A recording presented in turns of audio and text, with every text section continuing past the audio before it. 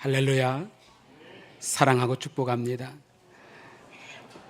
오늘도 거룩하신 은혜를 따라 예배자로 나오신 모든 성도들에게 하나님의 거룩한 은총이 충만하시기를 주의 이름으로 축원합니다.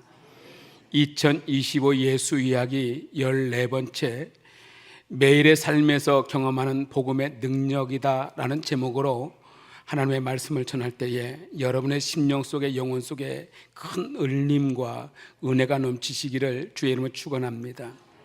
여러분, 복음은요, 우리로 하여금 매일 풍성한 은혜를 경험하게 하는 줄로 믿으시길 바랍니다. 로마서 14장 17절 말씀 우리 한번 읽어볼까요? 함께 있습니다. 시작. 하나님의 나라는 먹는 것과 마시는 것이 아니요 오직 성령 안에 있는 의와 평강과 희락이라. 아멘. 여러분은 하나님의 나라 백성으로 살고 있습니까? 여러분은 매 순간 하나님의 나라 백성으로서 하나님의 나라를 경험하고 계십니까?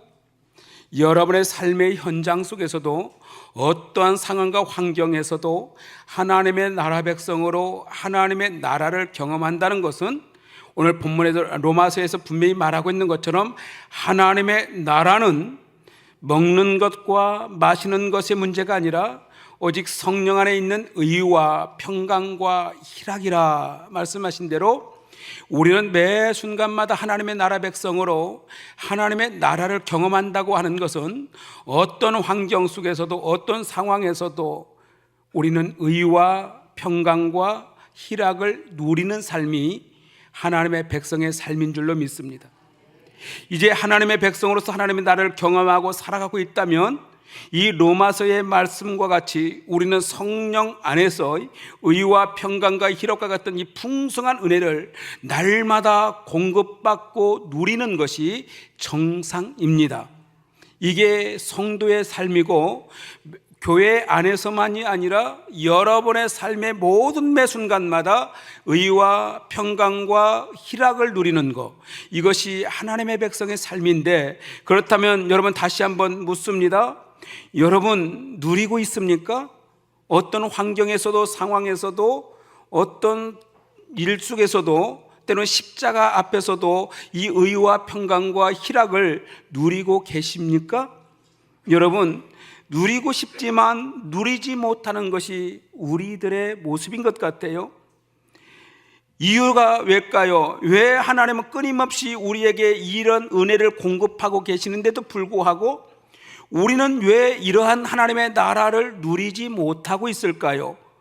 가장 근본적인 이유는 매일매일의 삶 가운데 진심으로 하나님의 백성, 하나님의 자녀로서의 선교적 삶을 살아가지 못하기 때문에 그렇다라고 말할 수 있겠습니다. 어떤 상황과 환경이 주어진다 해도 예수님을 진실로 따른다면 예수 안에 하나님의 은혜가 우리에게 공급되어지고 구원의 감격을 가지고 누리게 되어지니 어떤 환경 상황 앞에서도 우리에게는 의의가 있고 평강이 있고 희락이 있고 기쁨이 있는 줄로 믿습니다.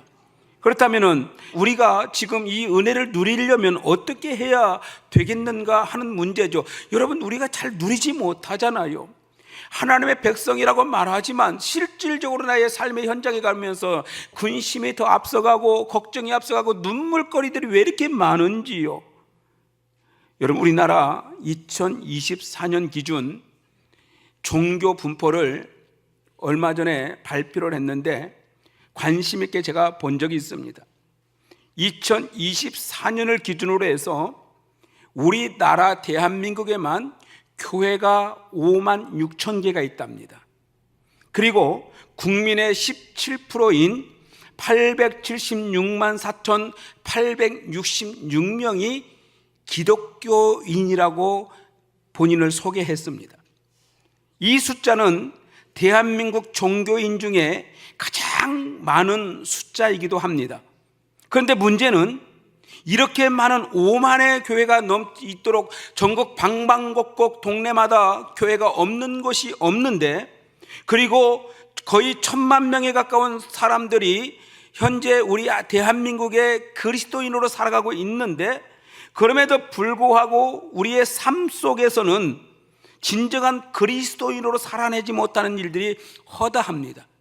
여러분 밖에 나가는 순간부터, 여러분들이 직장에 가는 순간부터, 여러분이 가정에 돌아가는 순간부터, 여러분이 학교에 가는 순간부터 여러분 진정한 그리스도인으로 살아가고 있느냐 하는 것입니다.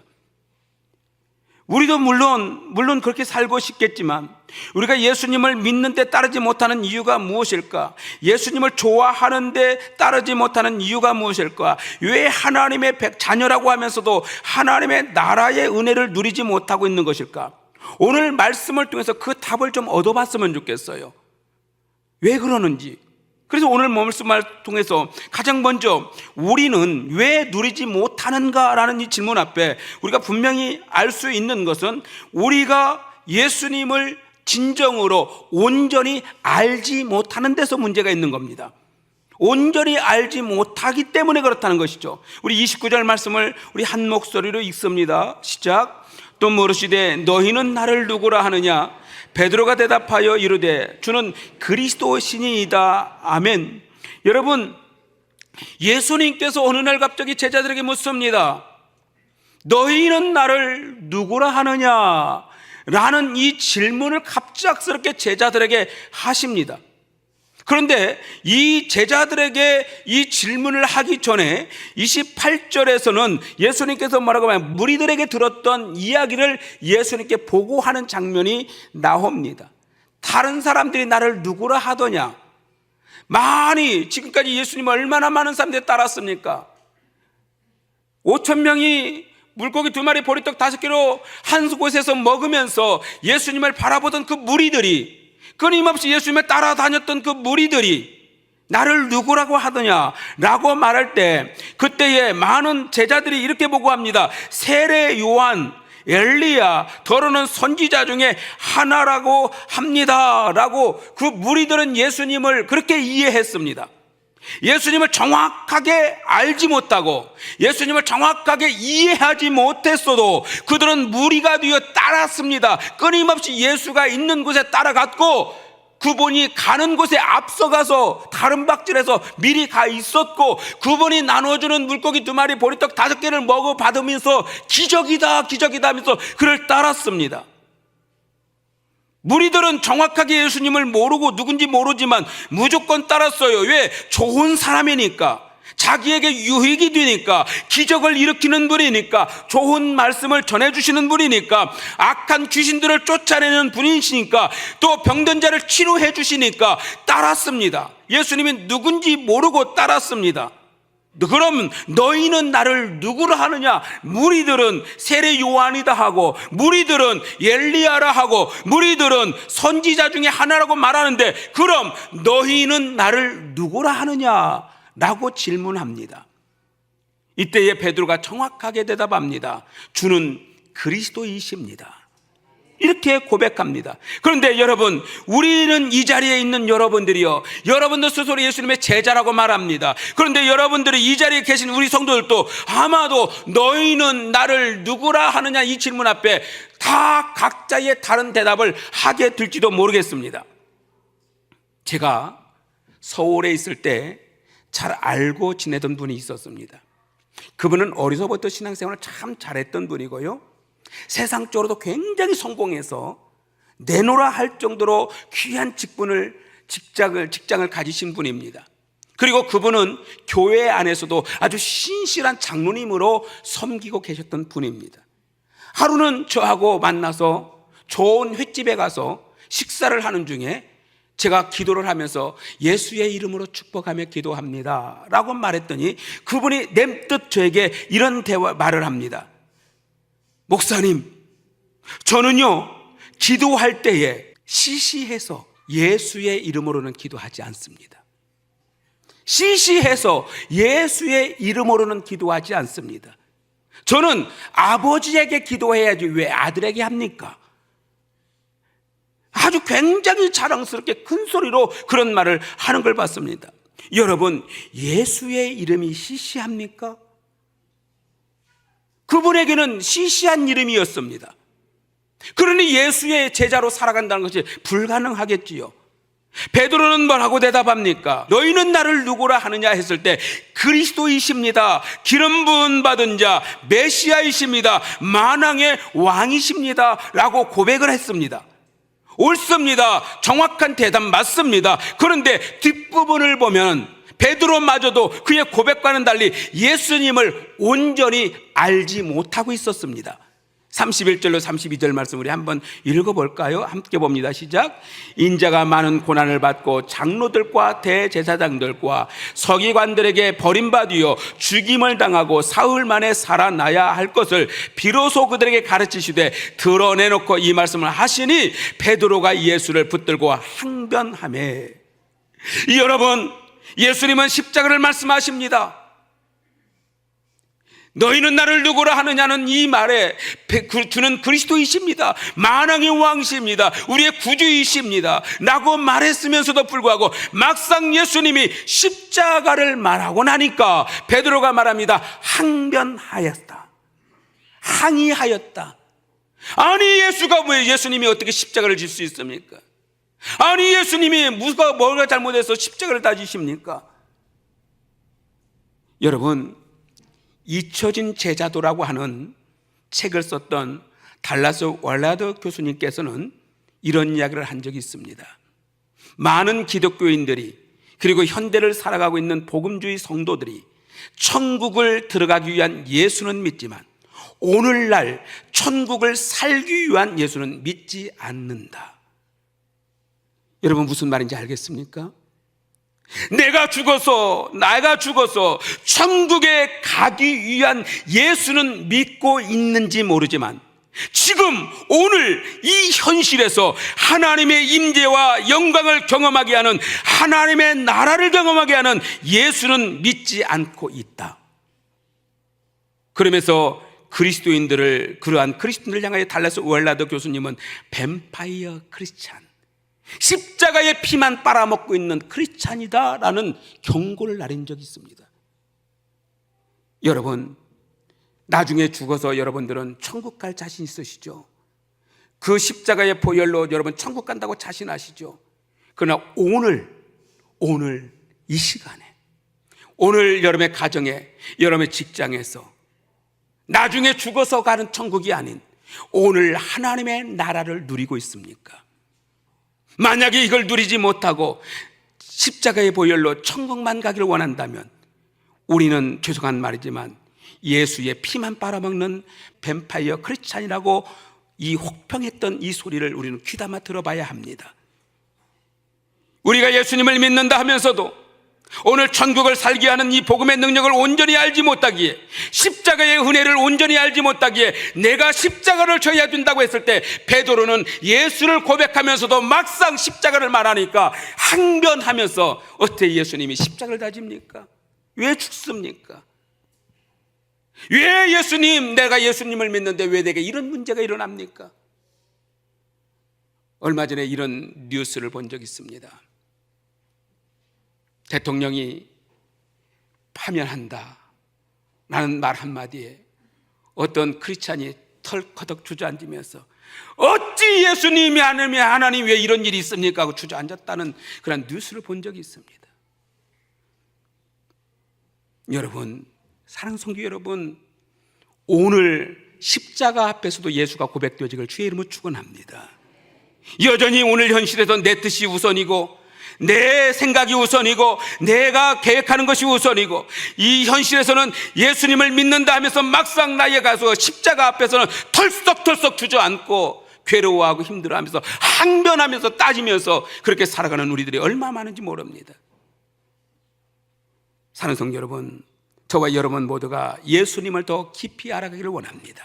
십자가가 없었더라면, 베드로가 항변했던 그 십자가가 없었더라면 우리의 구원은 있을 수가 없고, 십자가가 없었다면 우리의 천국은 있을 수가 없고, 십자가가 없었다면 우리는 오늘 또 존재하지 못할 것입니다. 그런데 예수님은 십자가를 이야기할 때 항변하고 대들었던 베드로처럼 오늘 우리는 좋으신 예수님, 좋은 것을 이루어주시는 예수님, 기적을 베풀어 주시는 예수님, 치료해 주는 예수님, 우리를 평안케 해주는 예수님만 알지, 나중에 죽어서 천국 갈 예수님만 찾지, 막상 오늘 십자가 앞에서는 우리를 털썩 주저앉으면서 우리는 항변하고 대드는 이러한 어리석은 신앙을 가질 때가 얼마나 많은지 몰라요.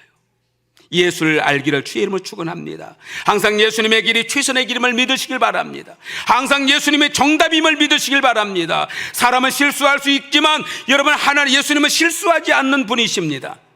그런데 예수님을 그런 분으로 알고 있지 못하기 때문에 따라가지 못해요. 때로는 왜 이런 일이 내게서 일어나야 되는지, 때로는 내가 왜 십자가를 져야만 되는지, 내게 왜 십자가가 있는지 지금은 알 수 없지만 예수님은 항상 실수하지 않는 분입니다. 그 십자가 위에는 반드시 하나님의 선하신 뜻이 있고 지금 하나님의 은혜가 있음을, 그렇기 때문에 오늘 또 십자가 앞에서 하나님의 나라를 사는 것이 은혜인 줄 믿으시길 바랍니다. 제가 30살의 나이에 우리 오송 생명교회를 부임을 했습니다. 1997년 2월 16일 날 30살의 나이로 우리 오송 생명교회를 부임했을 때 아주 작은 시골 교회였습니다. 그런데 저는 굉장히 어린 나이였죠. 30살의 나이에 전도사로서, 목사도 아닌 전도사로서 이곳에 부임했을 때 시골이니까 그렇게 크게 부담되지 않았어요. 왜냐하면 제가 어려서부터 자라왔던 교회가 시골 교회였거든요. 그래서 시골 교회에서 늘 자라왔으니까 목사님들의 설교가 늘 똑같았어요. 고추 이야기하고 배추 이야기하고, 우리 지역의 연제리에는 누에도 키웠으니까 누에 이야기하고 하면서 거기다가 복음을 좀 이야기하고 하면 그렇게 크게 어렵지 않았습니다. 그리고 대부분의 나이 드신 우리 권사님들이 많았기 때문에 대부분이 주일날 잤어요. 그러니까 내 설교를 듣는지 그냥 설교하면 되는 줄 알았어요. 그러니까 크게 어렵지 않았어요. 그런데 문제가 어느 날 갑자기 발표했어요. 오송생명과학단지가 발표가 되어지고 얼마 안 있으니까 식약처, 질병청 6대 기관들이 막 들어옵니다. 그에 따라서 많은 의학 계열의 어떤 연구소들이 막 들어옵니다. 그런데 거기서 끝난 것이 아니라 우리 교회에 들어오는 성도들도 상황이 달라지는 거예요. 옛날 농사 짓던 사람들이 아닙니다. 서울대 막 출신들, 박사님들이 막 들어오는 거예요. 이래봬도요, 우리 오송생명교회가요, 박사님들이 전국에 굉장히 많은 교회 중에 하나입니다. 막 들어와요. 그분들이 눈빛이 무서워지는 거예요. 어떤 분은 이렇게 하고 듣고 있어요. 그러면 그 눈만 맞추려고 막 식은땀이 절절절절 흘러요. 설교 시간마다 죽겠어요. 배추 이야기 못하겠고 고추 이야기 못하겠어요. 그러면서 가슴에 와닿습니다. 잘해야지, 잘해봐야지, 열심히 해봐야지. 죽으라고 설교 준비합니다. 밤새 설교 준비합니다. 주일날까지 설교 준비합니다. 토요일날에도 밤새워 설교 준비합니다. 해보면서 신문도 참고하고 어제 나왔던 뉴스도 참고하고, 우리 박사님들에게 좋은 설교, 알아들을 수 있는 설교 해야지. 그래야 내가 인정받을 수 있지. 그래도 저 목사님 똑똑한 목사님이네, 젊은 목사님 괜찮네, 이런 소리 들어보려고 자꾸 뉴스 이야기하고 정치 이야기하고 과학 이야기하고 인문학 이야기하고 막 해봤어요. 그런데 설교 시간마다 죽을 것 같아요. 하고 나면 런닝구가 다 젖어버렸어요. 이 자리에 서 있는 것 자체가 지옥이요. 설교하는 것인가니 왜 이렇게 행복하지 않는지 몰라요. 주일날 오후 가면 죽을 것 같아요. 털썩 주저앉고 힘들어 못 견디겠어요. 그런데 한 번은 주일날 설교하고 월요일날 제게 어느 분이 전화가 왔어요. 오후에 목사님 한번 찾아뵈도 되겠습니까? 그러시지요. 근데 그분이 오는데 뭔가 잔뜩 들고 오셨어요. 들고 온 것을 보따리를 딱 푸는데 주석 한 질과 히브리어 헬러 대조 성경책을 딱 앞에 놓는 거예요.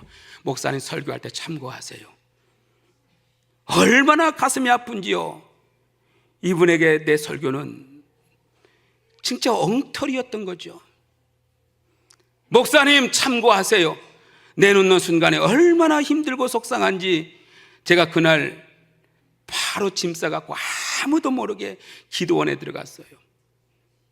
기도원에 들어가서 안에 들어가서 잠지도 안 자고 금식하면서 소나무 밑에 주저앉아가지고 바위 틈에 앉아서 일주일 동안 금식하면서 하나님 앞에 도저히 못 견디겠습니다. 뭐 하나님, 나 그만둘랍니다. 목기 그만할랍니다. 아니면 저 전라도 저 지리산 밑으로 가서 어떤 작은 교회에 있으면 그리 갈랍니다. 뭐 하나님, 저 못하겠습니다. 막 울부짖으면서 하나님 앞에 기도했어요. 못 견디겠다고. 근데 갑작스럽게 하나님께서 마음의 음성을 주시는 거예요. 네가 왜 그렇게 박사들을 의식하냐? 너는 예수 박사잖아. 예수 이야기만 해. 다른 거 이야기하려고 하지 말고, 쓸데없는 소리 하지 말고 예수 이야기만 해. 이 소리가 막 저기 팍 울리는데, 그래, 예수 이야기만 하자. 금요일날 저녁에 철야 마치고 올라옵니다. 와서 그날 설교 준비 다 찢어버리고, 준비했던 설교 찢어버리고, 마태복음 1장 1절 이 말씀 가지고 처음 했던 설교가 왜 예수여야 하는가, 이 설교를 시작했어요. 15년 전에. 그때부터 예수님만 이야기합니다. 여러분, 우리 주보 보셨지만 2025 예수 이야기입니다. 예수 이야기 시작하니까 자유가 얻어져요. 다른 쓸데없는 소리 안 하니까 자유가 얻어져요. 누구하고 눈 마주쳐도 이제 식은땀 안 나요. 예수 이야기만 할 거야. 이 말씀이 오니까 얼마나 감사해요. 지금 여러분 하나도 안 무서워요. 괜찮아요. 여러분, 예수님을 알아가면 알수록, 복음이 이해가 되어지면 이해가 될수록, 깨닫게 되어지면 깨닫게 될수록 내 퍼포먼스가 아니라, 여러분, 하나님이 나의 중심을 보니까 하나님 한 분만으로 감사해지고, 그날 설교를 죽을 써도 죽 먹고도 살아난 사람이 많으니까 감사하고, 여러분 얼마나 은혜가 되는지 몰라요. 여러분도 마찬가지 아닙니까?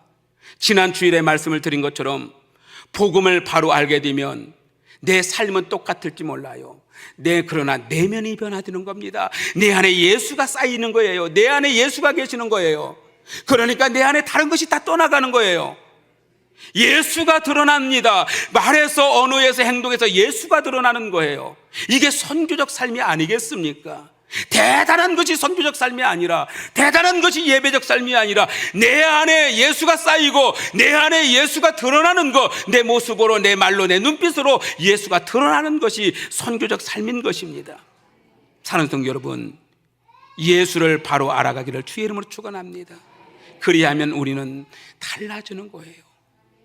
내 안에 예수가 있으면 진정한 항변하지 않아. 십자가가 온다 할지라도 이것이 두려워하잖아요. 예수님은 십자가를 말하고 있잖아요. 내가 죽을 것이다, 그러나 살아날 것이다. 마찬가지로 예수를 알면 십자가가 망하는 것이 아니라 십자가가 나를 살리는 은혜가 되는 줄로 믿습니다. 31절로 32절 말씀 우리 한번 읽어볼까요? 함께 본 시작. 인자가 많은 고난을 받고 장로들과 대제사장들과 서기관들에게 버림받으여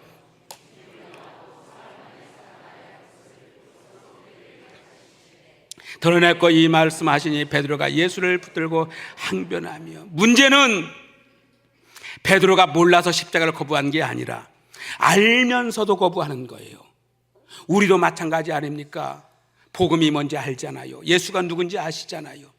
알면서도 우리는 세상 속에서 자꾸 내가 드러나고 십자가보다, 예수보다 내가 드러날 때가 많기 때문에 문제인 겁니다. 우리 34절 말씀 다시 한번 읽습니다. 34절 시작. 무리와 제자들을 불러 이르시되 누구니 나를 따라오려거든 자기를 부인하고 자기 십자가를 지고 나를 따를 것이니라. 몰라서 안 따르는 게 아니라 지금 베드로가 나를 따르려면 십자가를 져야 되느니라. 네가 항변하고 있는 그 십자가를 져야만이 나를 따를 수 있다. 근데 우리는 십자가를 지려고 하지 않아요. 알면서도 안 지려고 하니까, 세상에서도요, 우리는 알면서도 세상에 나가서는 그렇게 안 살려고 하니까 문제죠. 38절 말씀 같이 한번 읽을까요? 38절 시작. 누구든지 이 음란하고 죄 많은 세대에서 나와 내 말을 부끄러워하면 인자도 아버지의 영광으로 거룩한 천사들과 함께 올 때에 그 사람을 부끄러워하리라. 우리의 삶을 보면 사실 저나 여러분들은 매일 복음을 경험하지 못하는 이유는 알면서도 행하지 아니하고, 알면서도 살아내지 못하니까, 사랑해야 하는 것을 알면서도 사랑하지 아니하고, 용서해야 되는 것을 알면서도 용서하지 못하고, 화해해야 되는 것을 알면서도 화해하지 못하고, 먹지 말아야 될 것을 알면서도 먹기 때문에, 우리가 살아내지 못하기 때문에, 십자가를 지지 못하기 때문에 우리가 그렇게 은혜를, 평강을, 의를, 진리를 누리지 못하는 것이죠. 우리가 근데 복음의 능력이 없고 은혜를 경험하지 못하는 것은 내가 잘못했기 때문에 그런 것이 아닙니다. 엄청나게 죄를 지었기 때문에 그렇게 못 사는 것이 아니라, 알면서도 우리가 해야 되는 것을 너무나도 잘 알고 있음에도 거부하고 따라가지 않기 때문에 기쁨이 없고 은혜가 없는 겁니다. 다시 말씀드리면, 우리가 예수님을 온전히 알 때 따르게 되는 거고요, 십자가를 감당할 때 예수님을 따르게 되는 거고요. 이 말씀을 들으면서 우리는 왜 그렇게까지 살아야 돼요, 목사님? 교회에서만 열심히 하고 그냥 세상에 나가면 편하게 살면 되지 굳이 그렇게 해야 됩니까? 그러나 오늘 성경에서 분명히 대답하고 있어요. 그 말에 대해서 내가 왜 굳이 그렇게 살아야 돼요? 이 말에 대해서 예수님이 뭐라고 하는지 한번 들어볼까요? 35절로 36절 말씀 함께 봅니다. 시작. 누구든지 자기 목숨을 구원하고자 하면 잃을 것이요, 누구든지 나의 복음을 위하여 자기 목숨을 잃으면 구원하리라. 사람이 만일 온천을 얻고도 자기 목숨을 잃으면 무엇이 유익하리요? 진짜 생명을 얻으려고, 진짜를 얻으려고 우리는 그렇게 살아내는 겁니다. 여러분, 진짜와 가짜가 어떻게 구분되어집니까? 윌리엄 반스톤이라는 신학자는 사랑의 현상학이라는 책에서 이런 말을 했어요. 사랑에도 진짜가 있고 가짜가 있다. 진짜와 가짜는 어떻게 이야기하냐면, 가짜 사랑은요, 조건이 붙고 언제나 빠져나갈 구멍을 만든대요. 그러나 진짜 사랑은요, 그 사랑하는 사람을 위해서 나 자신을 내어주는 거래요. 무조건적이고 자신에게 도움이 안 돼도 상관없대요. 내게 십자가를 지어줘도 상관이 없대요. 진짜 사랑은요, 그것도 받아준대요. 여러분, 그런데 우리들은요, 자꾸 예수를 사랑한다고 하면서, 예수를 믿는다면서 빠져나갈 구멍을 만들어요. 여차하면 빠져나가요. 여차하면 예수 버릴 생각하고 있어요. 여차하면 교회 뭐고 필요 없어요. 여차하면 십자가도 필요 없어요. 베드로가 그랬잖아요. 항변했던 베드로가 여차하니까 예수를 부인해 버렸잖아요. 이게 가짜 사랑이에요. 근데 진짜 사랑은 자기를 십자가를 진다 할지라도, 거꾸로 십자가를 진다 할지라도 사랑하는 거래요. 내가 죽어도. 여러분, 왜 우리가 시험 듭니까? 예배 드리고 왜 시험 들고 시험 들어서 교회를 뛰쳐나갑니까? 여러분, 빠져나갈 구멍 만들어놨기 때문에 그런 거예요. 요즘 우리는 신학교를 봅니다. 요즘 신학교가요, 다 미달이래요. 제가 87학번인데 그때는요, 신학교가 40대 1도 되고, 그러니까 신학교 들어가기 엄청 어려웠어요. 그런데 그래서 서로 갈겠다고 막 했던데요. 근데 요즘은 모든 신학대학원들이 다 미달이래요. 아무나 가요. 왜 이렇게 안 들어가려고 하는가? 요즘요, 교육전사, 우리 교회에서 교육전사 구한다고 하면 하나도 안 와요, 면접 보러. 그런데 왜 그러는가 했더니, 교육전사로 가서 제대로 대우도 못 받고, 또 부목사로 가서 새벽 예배 오려면 4시에 다 일어나갖고 양복 입고 머리하고 그 시간에 다 자는 시간인데, 부목사들 다 그 시간에 나와야 되잖아요. 신방하고 설교하고 과도한 교회 일을 하면서 제대로 대접 못 받고, 차라리 쿠팡맨하고 배달맨하고 편의점 아르바이트하고 하는 게 차라리 낫다고 생각한다는 거예요. 사랑받고 존경받는 목회자, 그걸 통해서 자기를 인정받고 하다 보니까 7년 동안 대학원에서 공부하고 강도사고시 1년 하고 목사고시 1년 하고 딱 10년 만에 목사 안수 받았는데 죽으라고 일만 한다니까 싫다는 거예요. 시골교회로 가면은 다 실패한 목사 취급한대, 친구들끼리도. 그러니까 저 서울에 있는 사랑의 교회, 큰 교회, 세대된 교회, 다 큰 교회만 가려고 그러죠. 우리 교회 같이 작은 교회는 안 오려고 그래요. 왜? 실패한 목사라고 취급받을까 봐. 여러분, 진짜 예수님의 복음을 안다면 실패해도 십자가를 진다 할지라도 그것이 내 안에 은혜가 있고 의의가 있고 화평이 있고 기쁨이 있는 줄 믿습니다. 우리 부모님들 어떠신가요? 옛날 우리 부모님들 자식 똑똑한 자식 하나 태어나고 나면은 그 자식 바라보면서 이야 저놈은 죽게 드렸으면 좋겠다, 주의 종 삼았으면 좋겠다 하면서 늘 기도하잖아요. 너는 주의 종 되어라. 왜? 너무 똑똑하니까. 너무 똑똑하니까 너는 주의 종 되어라. 우리 아버지처럼. 여러분, 우리 아버지 어머니는 늘 나만 보면 너는 주의 종의 길을 가야 돼. 제가 어느 한 번은 너무 그림이 좋았어요. 너무 그림이 좋았어요. 저는 친구들이 다 운동장에서 축구하고 다녀도요, 저는 나무 그늘 밑에다가 종이 안 하고 바닥 어쩌면 바닥을 그렇게 깨끗하게 했을까 이거 한 다음에 거기다 그림을 그리고 앉았어. 축구도 안 했어요. 그렇게 그림을 좋아. 그래서 이제 고등학교 마치고 제가 대학을 갈 때 정도 우리나라 최고의 미술대학인 홍익대학교를 가려고 아버지께 그 합격증을 가지고 갔어요. 아버지, 나 우리나라 최고의 미술대학인 홍익대학교 이렇게 가게 됐습니다 했더니 쓸데없는 소리 하지 마 이 자식아. 쓸데없는 소리 하고 앉았어.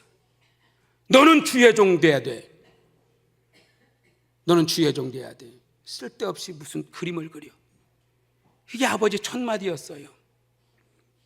여러분, 똑똑한 자식 신학대학 보낼 자신 있으십니까? 정말 여러분들 주의 종 되게 하려고 똑똑한 내 자식이, 아니 못난 자식 말고 똑똑한 자식 신학교 보내고 주의 종 삼으실 자신 있으세요? 우리는 자꾸 우리는 외적인 것을 가지고 찾으려고 해요. 못 찾으면 슬프고 괴로워져요. 실패한 것처럼 잃어버리고 놓쳐버린 것들이 얼마나 아까운지 몰라요. 여러분, 복음은 자기 목숨을 내어주는 겁니다. 예수님의 십자가가 복음입니다. 여러분, 내 안에 해답이 없어요. 예수의 십자가 안에 해답이 있어요.